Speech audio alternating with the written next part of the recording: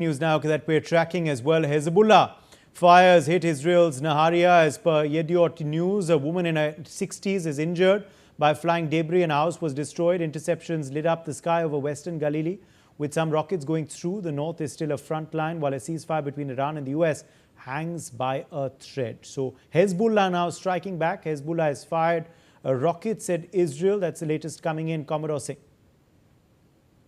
A woman has been injured. A woman has been injured as well in this fresh fire. That is very unfortunate that this conflict is taking a turn for the worse, particularly in its conduct, because there seems to be little regard for civilian life, property, etc., and it's just hit any target.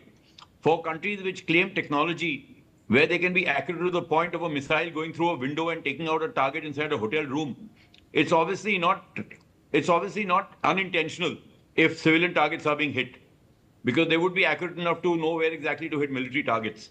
And this is something that is unfortunate, and war should not be reduced itself to this level.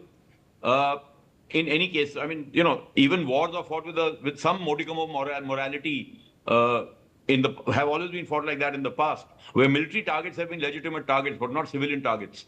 But apparently now the entire stakes are different. There's little regard for international conventions, little regard for international laws. Its might is right. Bullying seems to be the way ahead.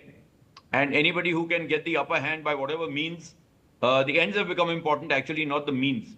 In fact, I'm not even sure where exactly this conflict is headed at the moment. How long will Israel continue bombing Hezbollah? They tried to decimate Hamas. Over 2 years, they didn't succeed. Now they're determined to decimate Hezbollah.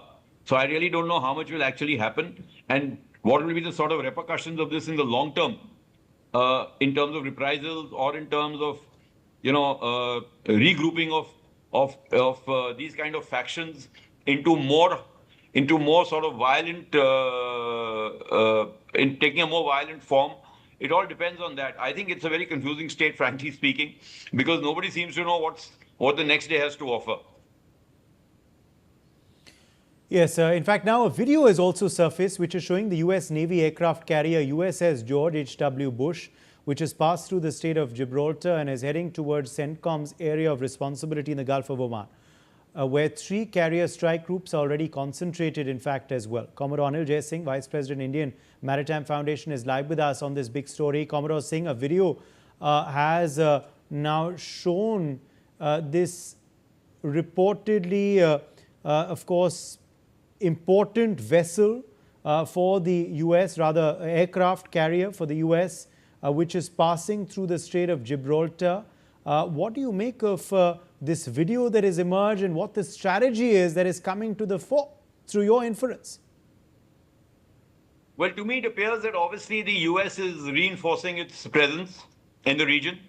You said the 3 aircraft carrier battle groups are already there. This is the 4th aircraft carrier battle group. Yes. Or it may be coming to relieve one of the other aircraft carriers on task. But if it's already crossed the Strait of Gibraltar, it will take another 4 or 5 days to be in the Red Sea and be in the Indian Ocean or the Gulf of Oman. So obviously the US is not willing to concede any space at this point of time and are still putting on a very aggressive posture. The US aircraft carriers, each of them is a super carrier of over 100,000 tons, displacing over 100,000 tons. Is a small airbase of its own and accompanied by its carrier battle group. It's an entire navy, in a manner of speaking, a small navy.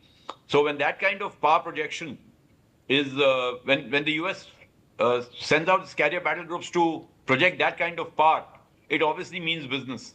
So we are waiting to see what happens, because on the one hand, if the Iranian navy has been totally decimated and most of Iran's nuclear facilities have been taken out, then really speaking, what is this aircraft carrier battle group coming to do?